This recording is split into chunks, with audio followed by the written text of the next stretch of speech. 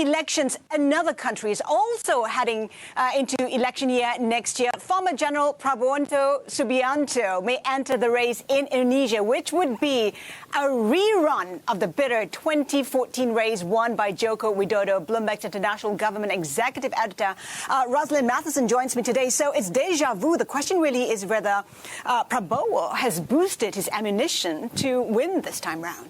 Well, yes, as you're saying, Haslinda, it could be a rerun, but it could also be a very different and interesting campaign. Of course, in 2014, Jokowi was the outsider, the anti-establishment candidate, and that really helped carry him over the line. And Prabowo was trading on his strongman image as a former general and was seen as part of the establishment.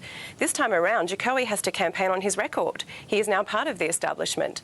And while he's done a lot on terms of infrastructure and healthcare, he also has struggled to get growth over 7%. And he is more popular right now than Prabowo, of course. But as we've seen, Prabowo is a very shrewd campaigner.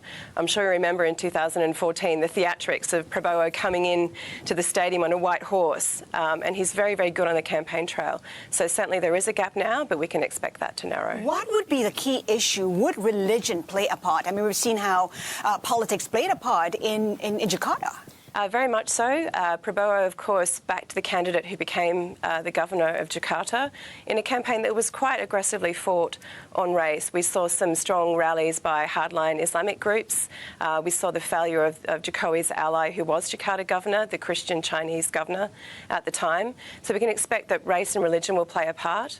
We can also expect that Prabowo will push Jokowi on his China stance. So, having said all that, Roz, if you were to look into the crystal ball at this point in time, with some months yet to go, does it look good for Jokowi? Can he expect another term? Well, as I said, he does have quite a good record to campaign on in terms of he's had pushed infrastructure. You and I, of course, were out at Lake Toba interviewing him and seeing firsthand what he's been doing with infrastructure. He's expanded healthcare, access to education. He's made business doing easier. He does have some negatives that Prabowo can probably go on, including economic nationalism being another one. However, Jokowi also is pretty good on the campaign trail.